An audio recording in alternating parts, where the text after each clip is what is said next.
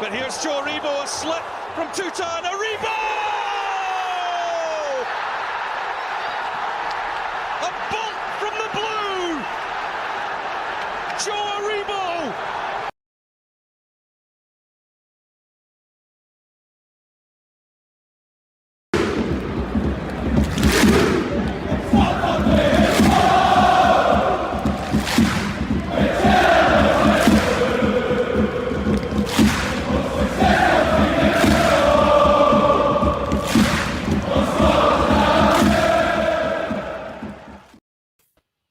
Hello everyone and welcome along to your very slightly delayed live Monday edition of the TII Bulletin.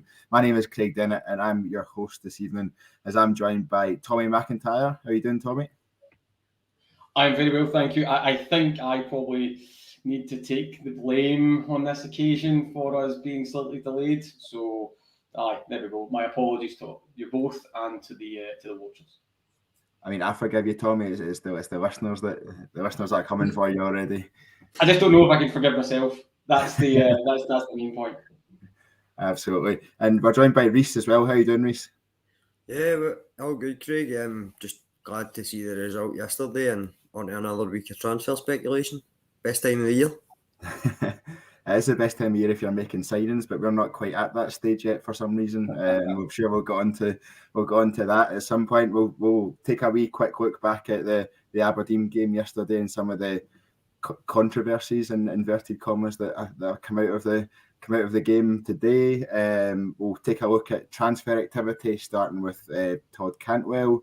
We'll look at some rumoured bids that have been made and rejected for Rangers over the last few days. We'll talk about VAR and we'll look at a preview for the Kilmarnock game on Wednesday night as well.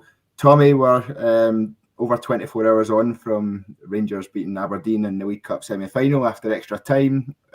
What are your reflections on that? Now you've had a bit of time to mull it over. Probably two immediate things that are nothing to do with the game, which is, I remember a time I used to get a good evening, Blue Nose 70. I used to get a better intro. Oh, there's the editor. That's great. Now it's just a case that, well, thanks for turning up eventually, by the way, mate. And then kicking on. And then I'm not entirely sure when Reese's court case is due. Obviously, it looks like he's dressed like he's just stepped out. I hope you got away with it again, evidently, buddy. Listen, before we get into the game, I think it's probably boilerplate at this point in time, but Hampden is a national disgrace. And the pitch was a national joke. It's absolutely appalling that that's where we play our glamour games, so to speak, in terms of the domestic, and the state of that pitch, just cutting up everywhere. In terms of the actual game itself, it was all right. You turn up for these things and the whole point is to get through to the final, because that's all anybody remembers, right? Semi-finals are by and large just a gateway. And we huffed and we puffed and we allowed ourselves to get pushed about a little bit in the first half. Our defending was as much of a joke as the pitch at times. We seemed to lack a lot of discipline. And then we got out of jail. And I think the sending off massively helped us, although we controlled a lot of the ball and people can talk to me about chances created. And I think we've 9 off target and we've dominated 50% of possession or whatever and 5 on target. But it was all right. We got the job done. It's probably no more stellar than that, actually. Yeah, I am, if you want to know someone who had a bad seat at Hampden yesterday, I'm definitely the poster boy for that. I was row A in the North Stand, could barely see over the advertising boards, never mind anything else. So it wasn't the best view, and actually I had no idea we scored the second goal because all I could see was bodies in the box. I didn't see a football in there at all. So, so if anyone is a poster boy for that, that is definitely me. Reiss, Tommy obviously mentioned the pitch. He mentioned some of our play and obviously the sending off, which was a big, turning point, but it was a big moment in the match. What are your reflections on the game yesterday? Very much the same as Tommy's, to be honest. Not too dissimilar at all, but again, I thought the pitch itself is a problem. The fact that we played both semi-finals there on the same weekend, you see it coming on the Friday, you know it's going to happen. Whoever's got the game on the Sunday is in big trouble.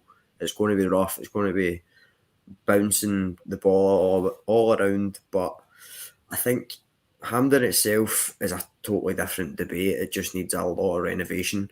The game itself, just glad to be through. Thought Sakala, again, high in confidence, played well.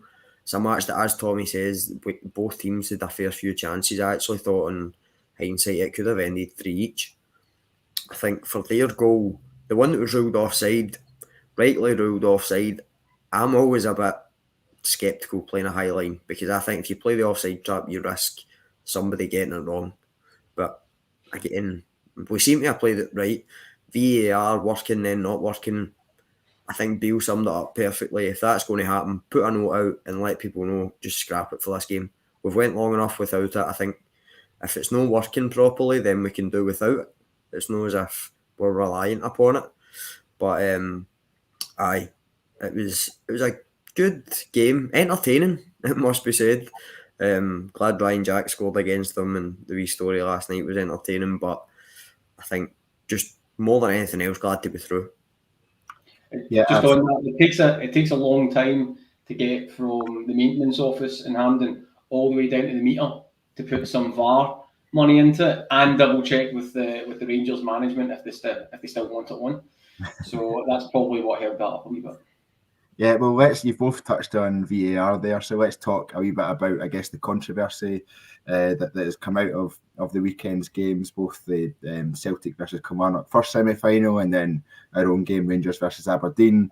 Let's look at our own game first. I think the controversial moment, if you're anyone but Michael Stewart, the controversial one is not the red card for Aberdeen, but he seemed to try and dig out a bit of controversy in there. But I think really the one that seems to have been covered by most people in the media is the potential Ryan Kent, I'm going to put in inverted commas because it wasn't one, but punch on Liam Scales. Tommy, what were your thoughts on that instant at the game? What did you think anything of it? No, it's probably the very quick answer. I mean, listen, you can debate these things, right? And you say anytime you raise your hands towards an opponent's face or their head or whatever, you're going to give the referee a decision. That's all nonsense, right? It's a slight tussle with no real intent. And if this was any other club or any other country, we wouldn't be staring down the barrel of talking about this until the next Old Firm game. Talking about this all the way through with pressure going on officials. It's just nonsense, right? He's not, Evander Holyfield him or Iron Mike Tyson him, right? It was just a wee tussle in the middle of the park. Anybody looking for anything else is doing one of two things: exposing the fact that I'm moron, there's enough of them kicking about, or trying to do a clickbait, a bit like in a Venn diagram. Michael Stewart's really lucky he sits in both of those camps. So ultimately, it's a nothing, right? You might as well just say, well, Kent's got form. If anything, he's been rehabilitated, because I remember a time when Kent was using his hands as guns, and that's far more dangerous than using them as fists. So if anything, Rangers have managed to rehabilitate Ryan Kent and take the violence out of him. Absolutely, and let's hope that continues for many years to come. On the VAR point, Dermot Gallagher, the former Premier League referee, was on Sky Sports News today. He did his usual ref watch sort of piece where they go through some of the key incidents from the weekend, and they look at whether the on-field decision was correct or whether it should have been different. They looked at the Ryan Kent one and said it wasn't a red card at any point. It was like Tommy said, a tussle in the middle of the park, and that was it. If anything, it was maybe a yellow, but absolutely a yellow at most. They looked at the other controversial incident they looked at was the penalty that Kilmarnock should have had, and the feeling was that it should have been a penalty to Kilmarnock in the last minute of that game. What are your thoughts on VAR overall and its use in Scotland just now? We also saw, as you mentioned before, Reiss, that it stopped working for about 10 minutes. In the game, they announced to supporters that it wasn't going to be used for the rest of the game, and then they announced it was going to be used. It seems it's definitely had teething issues, I think it's fair to say. But what are your thoughts on VAR as a whole? I think it's well worth keeping and sticking with. I think we all want to get the best outcomes and best results and the right results and the ultimate of the sport. But I think you're always going to have teething problems with it. The fact that it's been allowed to not work for a certain part of a game, which is a semi-final, after 4, maybe 5 weeks off for World Cup, if not more, is more of a damning indictment on those that actually put it in place, like the SPFL, the SFA. I don't get how it just goes during a game. If you know it comes and goes, then sort that before implementing it. But it's just, I want it to work. It's just, we always knew there was going to be teething problems. There's human error involved, and I would keep it, persevere with it, and the SFA or SPFL, whoever it is incompetence to run it effectively is more an indictment on them than the actual system itself. Yeah, absolutely. I think it's interesting when you look at it, and obviously the pressure after the game seems to be coming from, let's say, Celtic-minded individuals in the media who I think are looking ahead to the final itself and trying to get some sort of retribution because they know that Ryan Kent will be a danger on that game.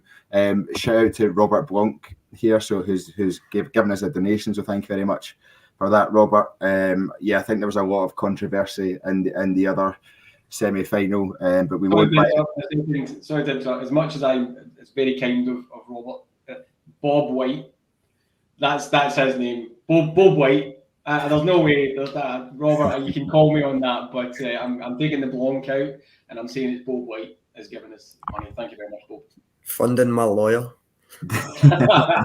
All monies are retained by the editor. That's not true. But yeah, there's definitely controversies over the weekend, and I don't think controversies are going to go away. I think when VAR was coming in, there was a lot of people who thought it might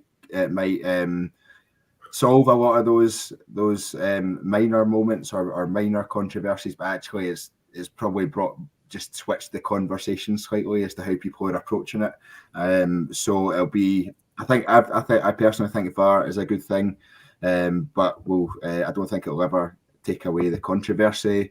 I think the cup final was, I'll give it its full name, the Viaplay Cup final was confirmed for Sunday 26th of February, 3:00 kickoff on a Sunday for an Old Firm game. What's your thoughts on that one, Reiss?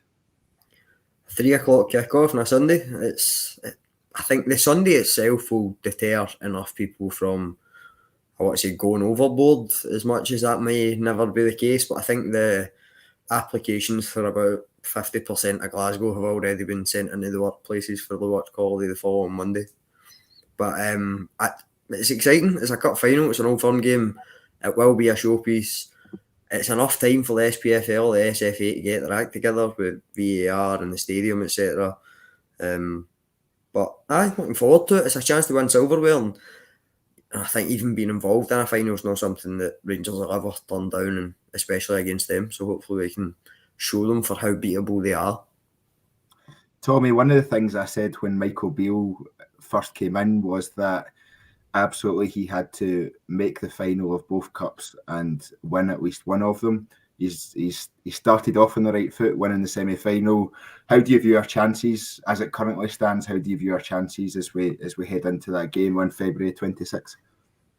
Chances are good. I mean, we've just played Celtic and went toe-to-toe with what we're told is an invincible, team in this country at the moment on a great run, and they had to get a late winner. And you can make arguments about their bench and how they started and all that type of stuff, but I don't think there's a level of fear there. And certainly Michael Beale is approaching those games slightly differently than Gio was. You can see that in the style of play, and that suits us better than it suits them. You sit off them, they'll do you over. If you actually work hard against them like we did, you win the right to play, and then we do actually have talented players. In terms of getting to the final, trophies are always the important thing, right? Simple as that. That's why I don't particularly care about semi-finals, I should say, most of the time, in terms of they are just a gateway. That's it. It's only once you actually get into the melting pot of winning it. And Michael Beale has not made a noose for himself, but he's been fairly upfront in press conferences saying things like, it's unthinkable if we don't win a trophy. And so, the weight of expectation is something gets done. It also puts down a marker if we do win it to say, right, something's back in town here. We're ready for this. And that's before whoever we add in January. We'll come to that later. And then as part of that, putting down a marker, another word you could use for that is momentum. Because what we want to do for the rest of the season, I still think there's a title race, right? I won't deny that. But what you want to do is you want to get the first trophy and get them thinking about us. Maybe a little bit recently under our previous management, we've been thinking about them. And I mean, in terms of setting up for games and what they will do. Well, that stops. There should be only one-way traffic with that. You think about us because really important ones. And so therefore, that's why it's so important to get in there and win that game. Bring it on. Yeah, absolutely. Part of the discourse, I guess, around our chances on the 26th of February and our chances going forward for the rest of the season has been around we need to add to the squad. We need some fresh blood. We need to refresh in some areas of the squad, and Michael Beale needs to be backed. He's shown that he can get a tune out of the players that are there, but I think we've rode our luck a bit with the players that are there so far. And while I think it's 6 wins out of 7 games, and obviously the draw against Celtic at Ibrox it's not a record to be sniffed at, but I think the pressure's now on Michael Beale and the Rangers board to back themselves and to back each other. And we're 16 days into the transfer window now, and we've not had anyone signing the dotted line. We're 10 days out from Michael Beale saying he'd already met 2 or 3 players and he was expecting stuff to move quickly from there. What's your thoughts on that sort of point of view that we do need to add to the squads in January and need to add well to the squad in January if we're going to have any chance? I think definitely the squad won't be good enough to last the duration of the season on all 3 fronts.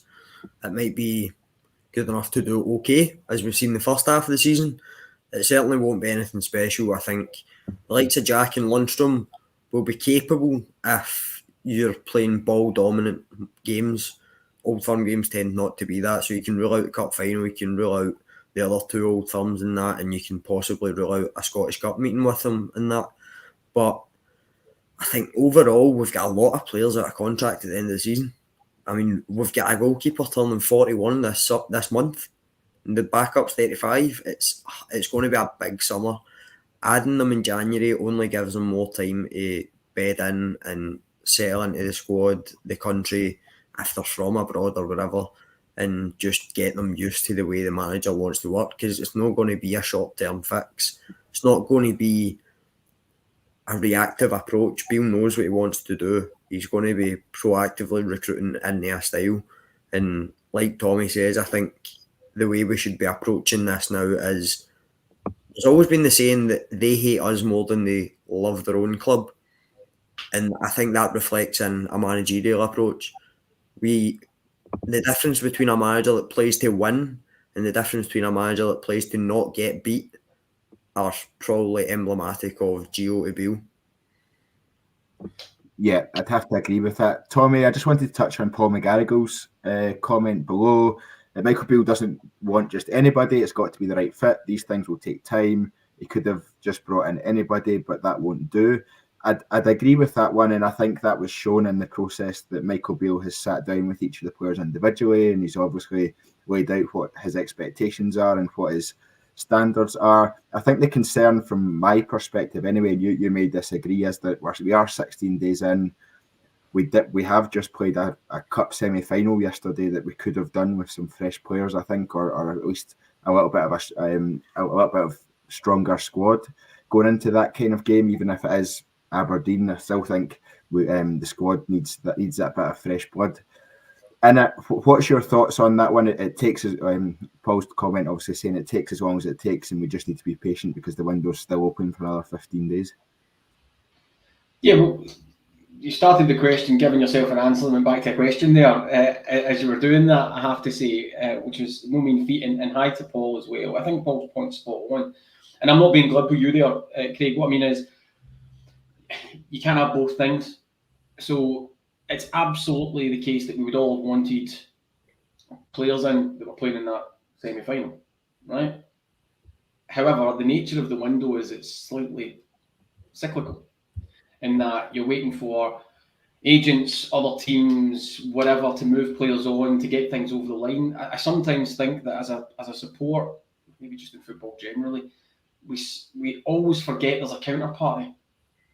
So I want a player, that's fine. I need to deal with that player and his agent. His agent's away trying to get even better deals. Then you've got his original club, and they're waiting maybe to see if they can move somebody out, or they can get somebody in that's going to allow them to free up that body. And then there's a whole massive administration and talk round about that, try to keep it secret. It's not as simple as picking up the phone and going, notice you're not played in the last 2 months. Right, that's it, signed and sealed and delivered, and that's it over the line. These things by nature take time. It's frustrating. I get frustrated as well. Ultimately, all you can judge it on, right? And we all love the phrase, "Oh, we've done our business early." Okay, that probably works for end of season stuff. Less so the January transfer window, if I'm being honest, because people can firm up their plans for that. All you're asking for is with the January window, when you come out the end of it, have you done your business? Are you in a better place? And I sense Rangers are trying to do two things, which is shift some people out and then bring in people who are going to be starters, because Michael Beale's been very clear about that as well. Again, it's not easy. You're having to work all that. I sense that we will bring in three, I'm not entirely sure before, but 3 players before the end of the window. Yeah, Reiss, I take Tommy's point in that we do need to be patient, and there are other parties involved in every transfer that goes on, and it's a bit of a movable feast as well. I think the concern from my perspective is that Michael Beale started talking very publicly around particularly Todd Cantwell, albeit not naming him by his name, but talking very publicly that the media reports aren't far from the truth, and that he's a player that he admires, and he started talking about the qualities that Todd Cantwell has as a player. We then saw this morning reports that PSV have an interest in Todd Cantwell. Now, there's every chance that it could be agent talk and trying to hurry Rangers up as such. Ross in the comments says that he reckons we've agreed terms with Cantwell, but not with Norwich. We've got to be patient. What's your thoughts on the Todd Cantwell side of things? I think he was the kind of player that, were we to bring him in, I would have hoped it would have been done quickly so he could make as much of an impact on this season as possible. It seems to be dragging on a bit. What are your thoughts on the situation currently? I would probably disagree with yourself slightly. For Ross's point, I was listening to a Sky Sports Transfer Talk podcast today who reported that we hadn't made an official bid yet. So I'd be likely to agree with Ross that we've probably agreed terms with Cantwell and he's okay that or whatever. But the fact that we've not even approached Norwich yet is very surprising to me. It might have been informal discussions or however we've approached them, but I took that as that we've not made contact yet, which is pretty surprising. I think they're trying to judge how valuable these 6 months are. And for me, I don't think that the emphasis is so much get them in for this season. It's more for next season. I think, to disagree with Tommy's view, the league's gone for me. And yesterday we seen that this squad will be able to compete with the likes of Aberdeen. Like, we can get through that semi-final. Doesn't matter if you win a semi-final and then lose the final, you'd win as well to get out the semi. So for me, it's games like yesterday, we don't need massive reinforcements to get through.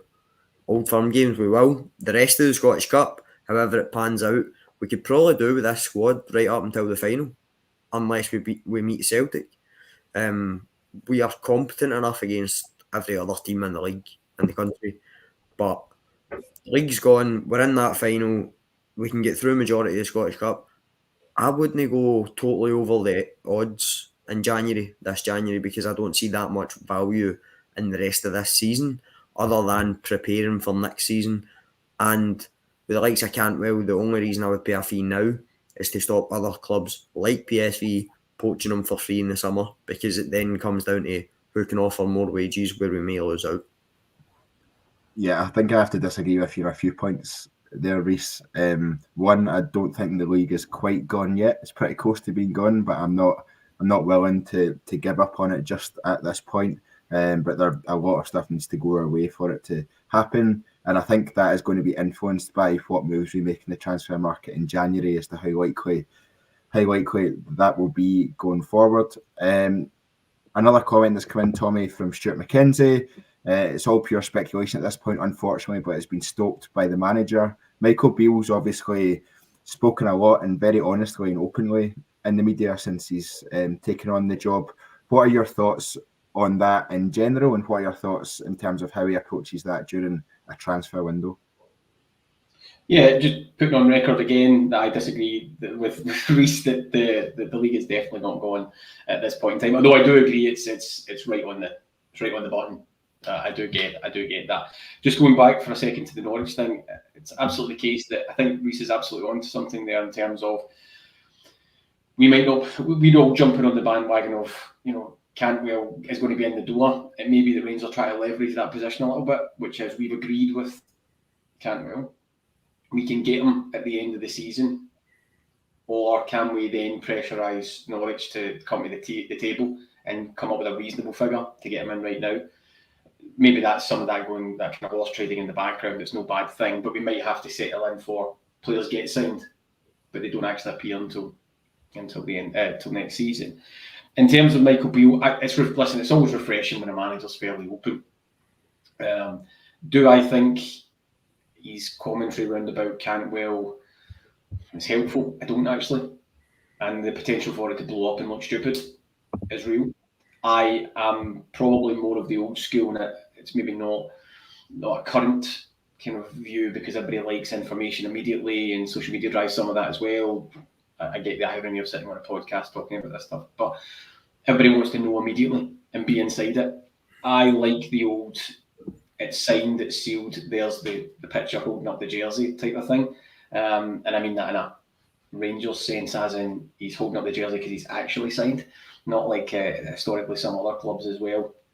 But that's what works for me. I don't like this whole kind of narrative. And I know why Michael Beale's trying to do it. He's trying to make sure that people are informed. He wants to be open and engaging.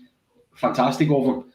I would maybe just keep that in a drawer unless it's absolutely signed and sealed, because there is a potential if we don't get Cantwell, then Michael Beale could look slightly silly, or indeed, worst case scenario, it's not silly. It looks like he's slightly divorced from the board, and the board or Ross Wilson didn't go far enough to support him. And that's a narrative that we just don't need, because it's probably not true, but you don't want to give the media or rival fans or ourselves any of that worry.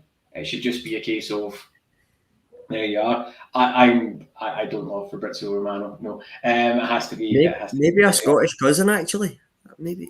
If you order them off Wish, this is what turns up. One of those ones. But no, I just don't like that whole kind of. And I don't mind after the fact. Oh, this is what we had to go through, and we had to do deals, and this was brilliant. That's all interesting, right? I like that side of it. I like the business side of it. But do it when it's locked tight, because then you don't have any of it blowing back up in your face. Yeah, I think that's probably where Michael Beale has been coming from, and I think the suggestion from Ross and Reiss earlier that actually we've probably agreed a contract or personal terms in the background, and then, like you said, Tommy, potentially using that as leverage to reduce the fee rather than signing on a pre-contract. I personally would like him to come in the door now rather than in the summer, even if it's just to settle into how we play football, and obviously the amount of possession we have, the defences that we come up against. If he is 6 months under his belt, getting used to that before going flying into next season, I think that'd be much more beneficial to us from that perspective. Reiss, there was some news earlier on today. It was reported by Wales Online that Rangers are interested in Swansea striker Morgan Whittaker. He's 22 years old. He's just been recalled from his loan at Plymouth Argyle. When he was there, he had 9 goals and 7 assists in 25 games. So that's 16 goal contributions in 25 games. What are your thoughts on that one? Obviously, a League One striker, or a striker that's been playing at League One level. He's young. He's 22. Where would you see him fitting into our team when he comes in? I believe the report said that Swansea have rejected a bid from an unnamed club, but the club is believed to be Rangers. So if we've made a bid, we're obviously serious about it. So how would you see him fitting into our squad? We were speaking about this briefly off air just before we started, Craig, and I had said that I'm a bit hesitant that, the likes of Ryan Hardy looked prolific in League One. I think Greg Docherty was, a player of the year for Shrewsbury down there. He looked prolific. He moved to Hull. Whittaker, just to contradict the report, he's not a striker. He's not a striker. I've looked at his season heat map. He's very much a right winger. His season heat map basically has him. If you look at the whole area where a number 10 could be, he's on the right hand side of that all the time. That's where he's seriously warm, basically. And it also indicated that he was a set piece taker. He looked like he took corners for Plymouth as well. The fact that he's been called back to Swansea is probably promising for his development. How true the rumours are, we're interested. I'm not so sure, considering we've got Hadji, Lawrence, Sakala, Matondo, Wright, who can all occupy that position. Unless we're certain that we're going to get a few of them out the door, i.e. maybe Matondo, Wright, then I don't think it's an area we need to strengthen at the minute, especially over like a centre midfield and goalkeeper. Yeah, to be honest, I don't know much about him at all. Today was the first that I'd really heard of him, but I think it'll be interesting to see how that one progresses, because it does seem that there is some legs in that one, given that it's been reported that we've had a bid rejected. Tommy, just on Morgan Whittaker, who we spoke about, was playing in League One up until being recalled last week by Swansea. DC comes out in the comments and says that if this is a level Bill thinks we should get excited about, he's miles off it. What's your thoughts on that comment from DC? I get it, but I disagree with it. In that, if we were in a place where we could always get excited about signings, would be perfect, right? But those days are maybe not all gone, but very rarely you're going to get the finished article. We're not in the place to be able to do that. Scottish football isn't the place to get a finished article most of the time. What you're looking at is people who are young, hungry, can do a job in the moment, but can develop and get a profit. And like I said, I get DC's point. We all want to get signings coming in. You go, oh geez, that's incredible. I cannot wait to see him in a blue jersey. But our transfer record recently has been fairly spotty. If you want to be honest about that, spotty, probably erring towards the side of not very good. Actually, a couple of highlights in there in terms of sales, but ultimately we are a development club to some extent. As in, we'll get players in like this and we'll try and sell them on to the Premiership. So, if the management team have identified this player and said he can do a job and he's in the right cost bracket, yeah, fair enough. You got to have some belief in that. Like you said, he's 22. He's played. Keep me right here, because I had to look at the heat map as well. Actually, I figured I should do some research before turning up. But Reiss has gazumped me with that.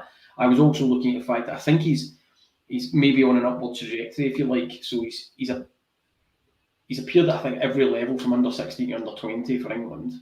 Maybe not too many for under 20s and under 19s, but he's also started to.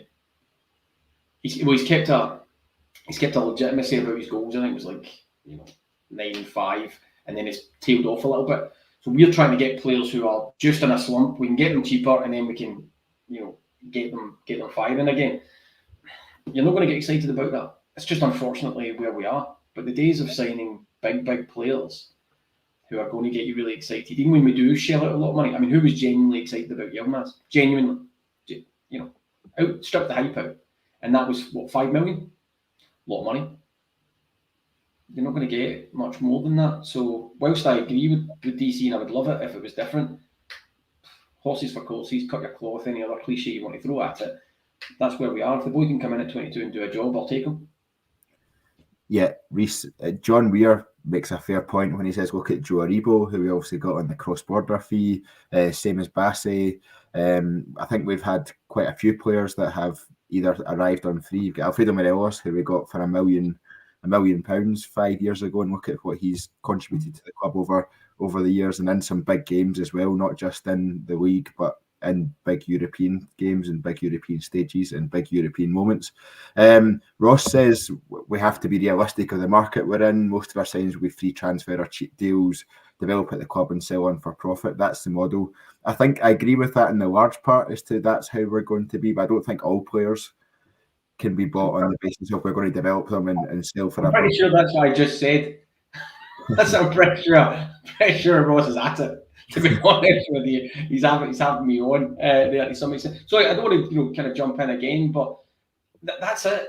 right, what do you want?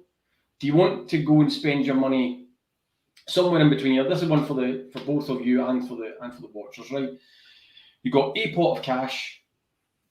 Are you going to spend it on people who you might be hit and miss sometimes, but the lower level cost basis, and every now and again you'll unearth a gem, right? But they're young. Or do you want to go and spend it on a 34-year-old who's coming towards the end, but he's a bit of a glamour name, and he might give you a season or a half a season? Do you know what? I'll take the former every single time, because at least there's a chance of doing something. I don't want older players who are ready for the knackers yard and all that type of thing rocking up at Ibrox anymore just because they're living off their name. I'll take the hungry development model where we can actually try and coach them. And Michael Beale and his team are great at coaching.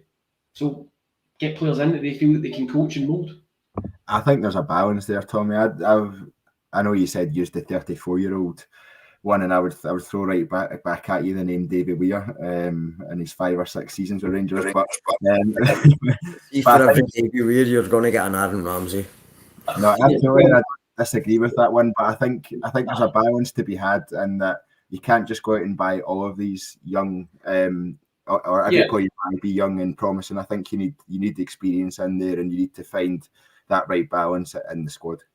Yeah, so 2 things to that. One, I did spot in the comments. Yes, I know, Ross, you're backing me up. I very much appreciate it, buddy. Thank you so much. But I'm not saying you don't sign those experienced players. That would be silly. So I totally agree with you.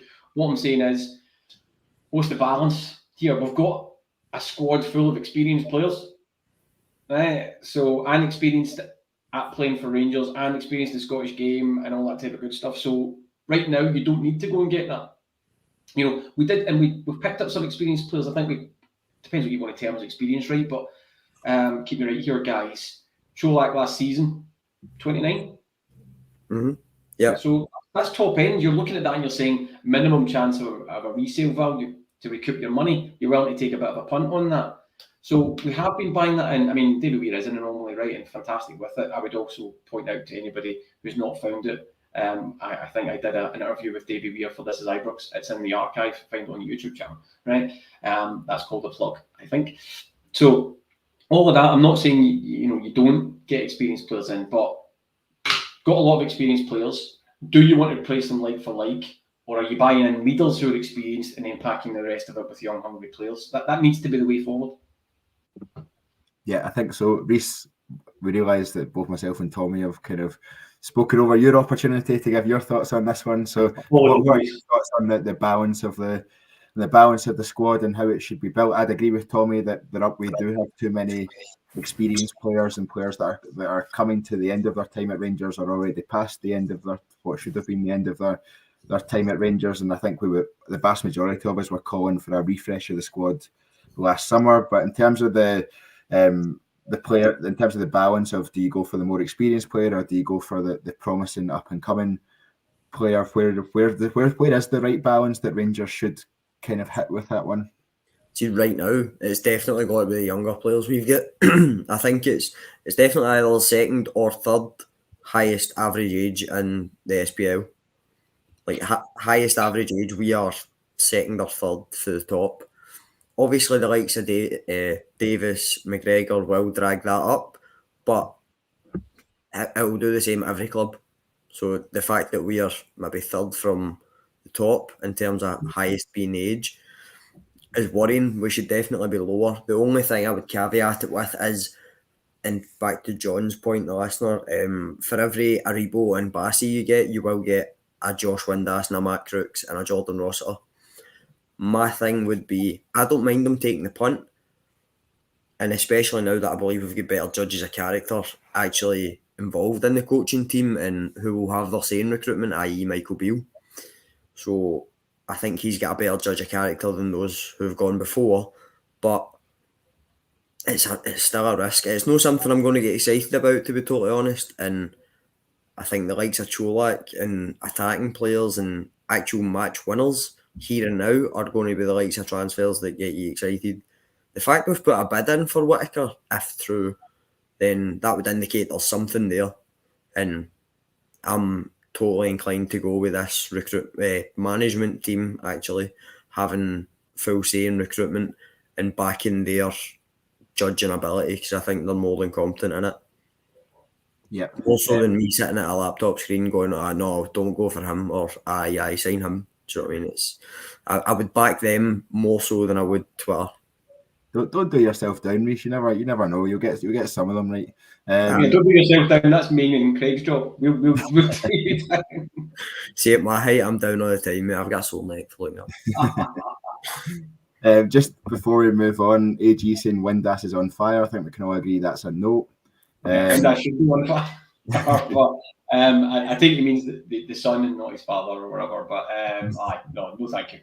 Yeah, that's a no. M Word here saying I'd rather Shankland. I think he's one that people have discussed a bit in the past, and I think he's probably been a victim of the SPFL snobbery that sometimes comes across from Rangers fans. So, albeit I think quite a lot of his goals do come from penalties, and we've already got a pretty good penalty taker when it comes to that. Reiss, before we move on to talking about the Kilmarnock game we've got coming up on Wednesday, just wanted one more transfer rumour that seems to be doing the rounds on social media, but I've not really seen it anywhere else. I think his name's Alex Pitu from Romania. He's 20 years old. I think he plays for Farul Constanta, who are owned by Georgi Hagi, obviously Yanis Hagi's dad.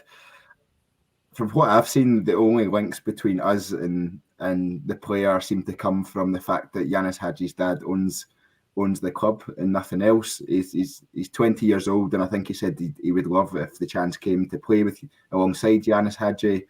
But I've not seen anything else on that one. What's your thoughts on that link? It seems a bit left field. Before the link started, I'd never heard of him, knew nothing about him. I actually wrote in our group chat the other day, is he any good? Someone says he's Scott Wright with end product, which would suggest to me that his numbers are good. So if his stats are good, then that's maybe why guys, like Patrick, who look a lot at data and provide some really exciting gems who could be worth looking into, would propose as guys we should go for. I think he's maybe been, somebody's looked at numbers and went, oh, we should go for him. And then Scottish media have gone, oh, who is he? Is there a link there? Contacted him and played for a team in Romania who I've never heard of.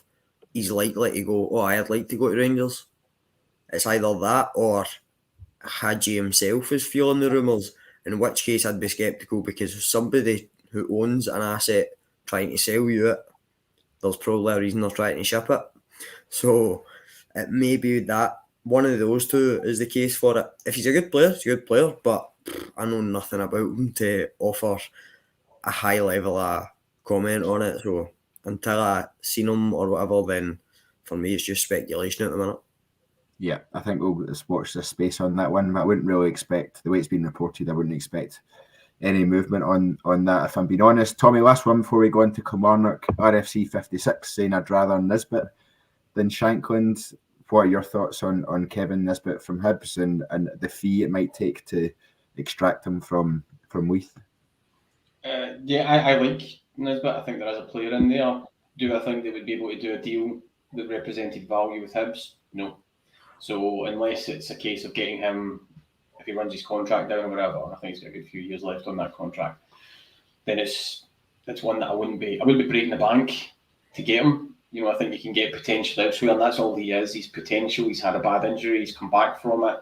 You wait to see how a player reacts to that once they've played another full season in terms of fatigue and all that type of good stuff as well. But yeah, if he came up for the right price, fine. Do I think that would happen? I don't actually. I think he'll get priced out of us because there's opportunities to spend our money a little bit wiser elsewhere. I should say as well, there's a player profile on P2 coming out on This Is Ibrox as well, blog. So that should, I think, be published tomorrow morning from one of Kai Watson's. If anybody wants to know the guy's stats and numbers, that'll be back out. That's my second plug of the night. I am on fire. Yeah, you're doing well with sewing those ones in. I was just hoping it wasn't Reiss that wrote it, so it's all good that it's Kai. So we're fine on that one. Maybe I should have invited Kai on this podcast. We'll get better at that one. It's fine. I think going forward, it's going to be interesting seeing how this transfer window develops for Rangers. We've got 15 days to go. That's still a lot of time. We're only halfway through, so it'll be really interesting. But Tommy said to expect 3 players. I'll be quite happy with 3 players if they're all starters. So let's see how that one develops. Right, looking ahead to Wednesday night, we return to league action against Kilmarnock at Rugby Park. We won't mention the pitch too much, but we are at that dreaded AstroTurf pitch. It is, in fact, the first game that I've managed to get an away ticket for, and I'm away for work. So that's landed well. That's landed well for me. But moving on to the game itself, Reiss, it's always a difficult venue for us. We know Kilmarnock will make it physical. We know they've got the likes of Kyle Lafferty up front, who on his day can still be dangerous. We know they've got Alan Power has returned to play for Kilmarnock this season, and he enjoys a yellow card against Rangers. What are your thoughts heading into the game on Wednesday, and how we'll shape up? It's going to be interesting. It's going to be difficult. Kilmarnock are a decent side. They will make it tough, as you'd expect. We should have the quality to see it out. I don't think there'll be a lot of goals in it. I think it'll be a lot of frustration. I think it will just be the case of a bit like Aberdeen away. See, when Aberdeen went 2-1 up and we played them at Pittodrie, I think it'll be that. I think it'll be just throwing stuff at the wall and hoping it sticks. It may be desperation at times. I'd be surprised if we see Kemar Roof on that surface. So I'd be inclined to think that Morelos is most likely to start. I don't think he'll risk the likes of Roof on that surface. I could be totally wrong. But Kilmarnock are difficult. Alan Power loves a tackle. It's more than well said. They will likely go 5 at the back as well. So it's going to be difficult. It's not going to be pretty. I'm half glad I'm working for the start of it so that I've got an excuse for missing 15 minutes of it. But it'll be frustrating, but hopefully we come over with 3 points. Yeah, Tommy, I think we'll all accept we're probably in for a physical game on Wednesday night at Rugby Park. I think games against Kilmarnock always tend to be, especially at Rugby Park, tend to be tight games. I think the one that sticks in my head is always the Connor Goldson last minute winner is an example of how those games can kind of pan out. Reiss spoke about Kemar Roof. I think Kemar Roof will be injured for that one.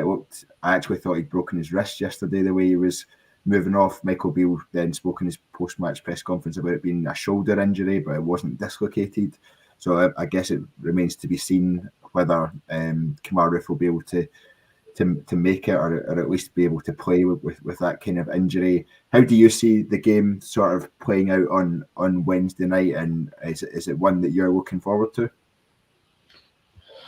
I don't look forward to much about Kilmarnock, it has to be said, but no doubt. Yeah, fair enough. I think, just on that, I think Roof has had problems with his shoulder before.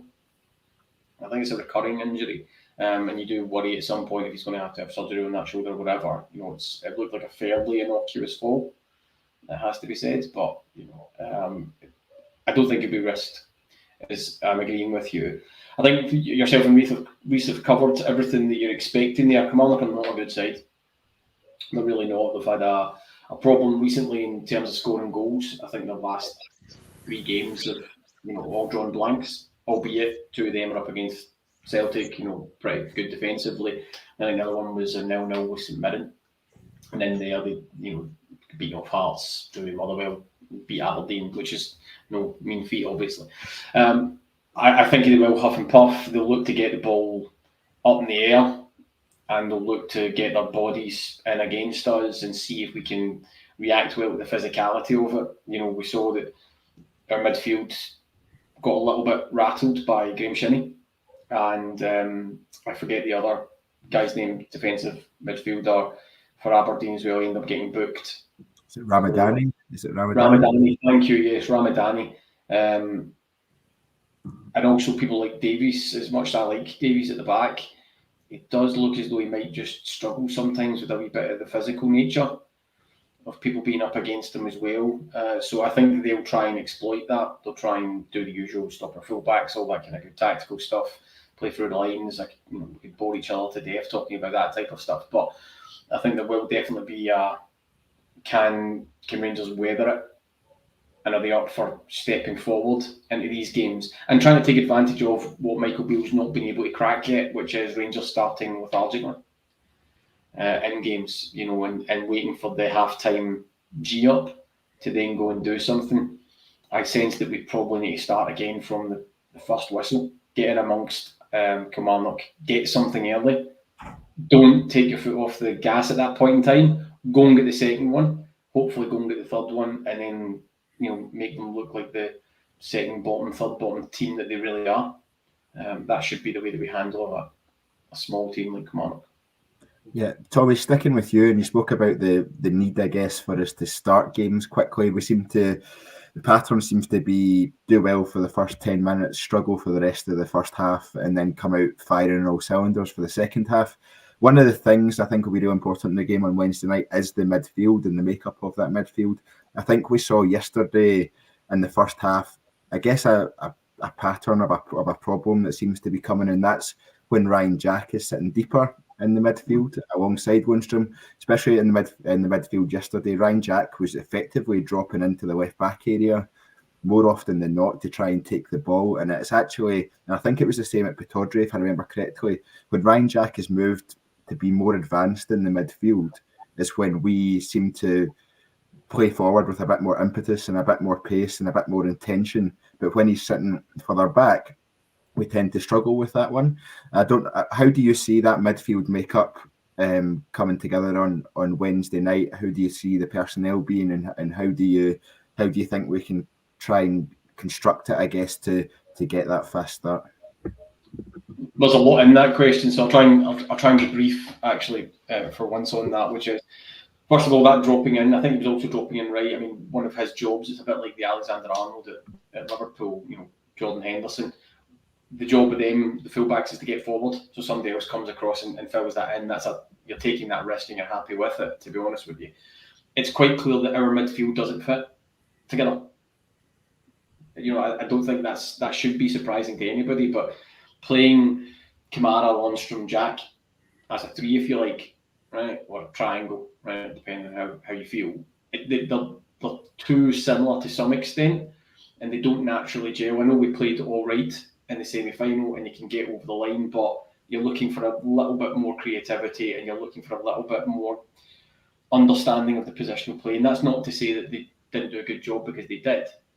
We're going to have to go with what we've got though. So it's pick one of, or pick two, or pick all three of that. You've got Jack, and you've got Kamara. What do you want to do across it? Because what it leads to, though, to some extent, is we get where we are right now, which is, we've been very prevalent on getting the ball out wide and Tav and Borna or whatever, crossing it in.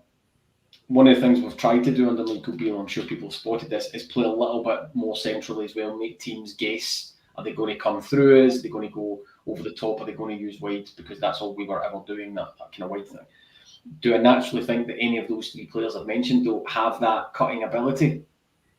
No, I don't. So you're going to have to live with that until somebody else comes in. So in terms of your question, which is what does the midfield look like? I'd be surprised if he doesn't go for the exact same midfield that started against Aberdeen. The only question would be maybe with some of Ryan Jack's injuries, it might be Kamara for Jack.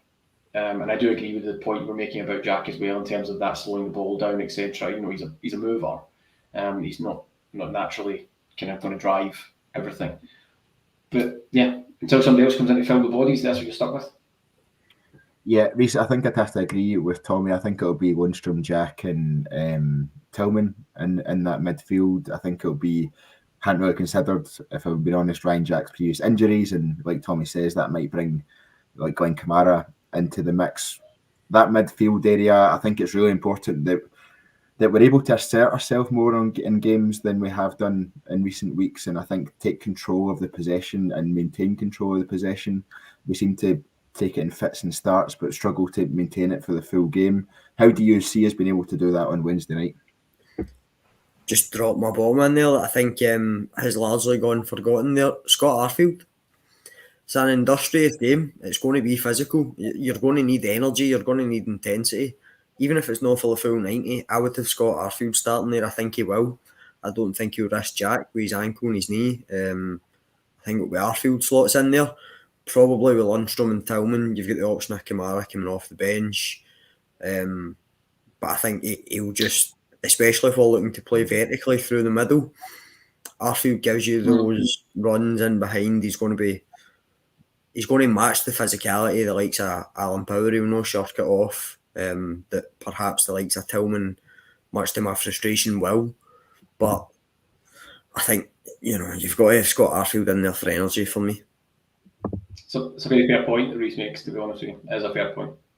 Yeah, absolutely. I do think Scott Arfield is more effective coming off the bench. Maybe just a personal preference from my side of things, and I think I would expect Malik Tillman to start in the midfield. Malik Tillman was interviewed after the game by the Rangers Review, I think it was, when he was asked about potential for his future, and he said it's between Rangers and Bayern Munich. I think CRS here in the comments being a bit harsh says I think Tillman is lacking composure and sharpness.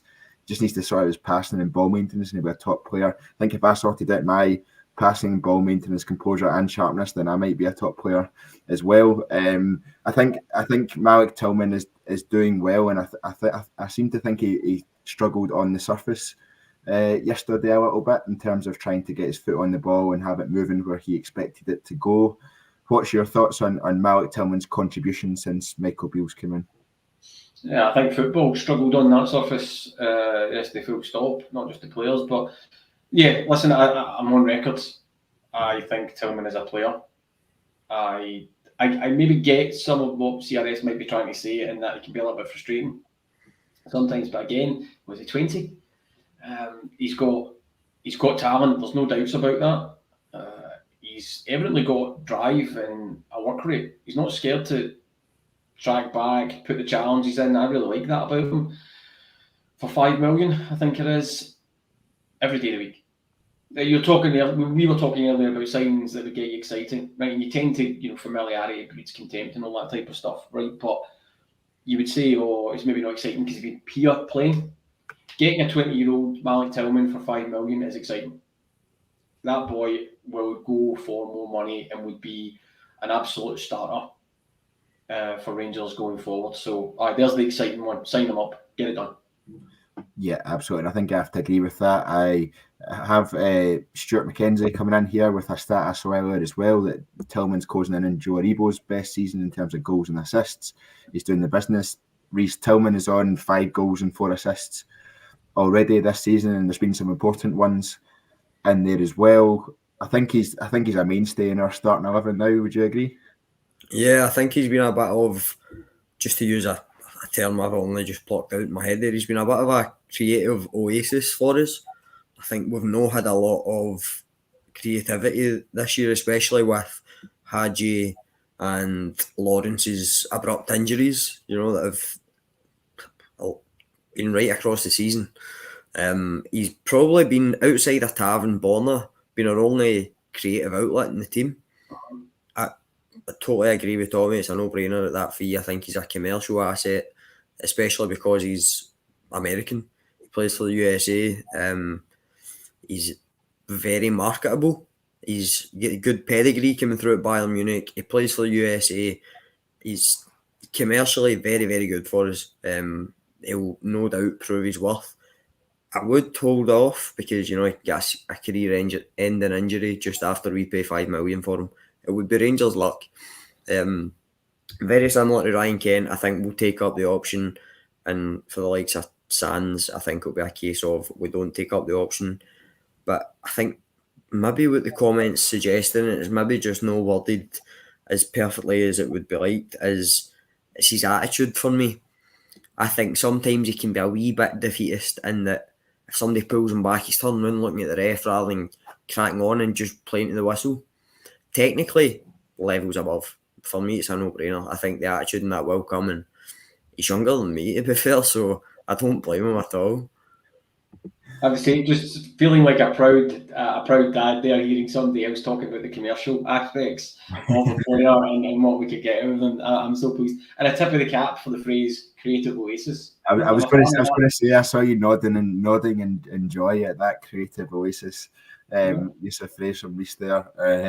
So on that note, Reiss, have you got any creative license for the scoreline itself? What do you think the scoreline will be?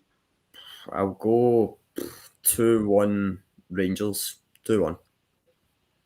Tommy, what about yourself? Stick one more on top of that, 3-1 Rangers. I'm going to go for another clean sheet for Goldson and Davies and go for 2-0 Rangers. So fingers crossed it'll be 3 points added to the board once again, and we'll be heading into the Scottish Cup against St Johnstone at the weekend full of confidence. All it's left me to do is... At least we'll be full of confidence, because judging by the reports, it won't be full of fans. Aye, there's that. Well, is it 300 home fans so far that have bought tickets? Is that right? Yeah. Is that not St Johnstone though at the weekend? It's St Johnstone at the weekend in the cup. That's what I'm saying. Sorry, I was saying the St Johnstone. Oh yeah.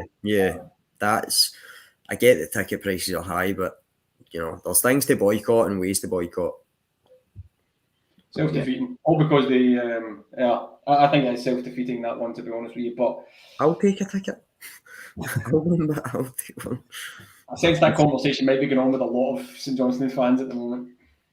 Yeah, I think if anything, it's going to benefit us. So I don't think we can really moan about that one. But yeah, we'll round it off there. We're just over the hour mark. So Tommy, thanks very much for joining us.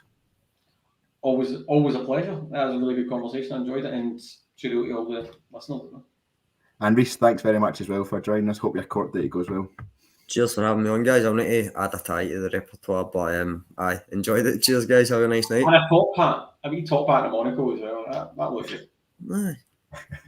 And thank you very much, everyone, for listening as well. Please remember to subscribe to the TII podcast, toggle on those notifications, and you'll get an email every single time we've got a scheduled live podcast or we upload a new podcast as well. In terms of what's coming up the rest of the week, I think the guys will be back with a post-match reaction podcast on Wednesday night after the Kilmarnock game. I believe it's going to be Kyle and Ross for that one. We'll be live at 7 p.m. on Friday. That may change slightly time. We're messing about a bit with the timing on that one, and then we'll be live after the game as well, post-match reaction to St Johnstone versus Rangers on Saturday night as well. Thank you very much, everyone, for joining us, and until next time, goodbye.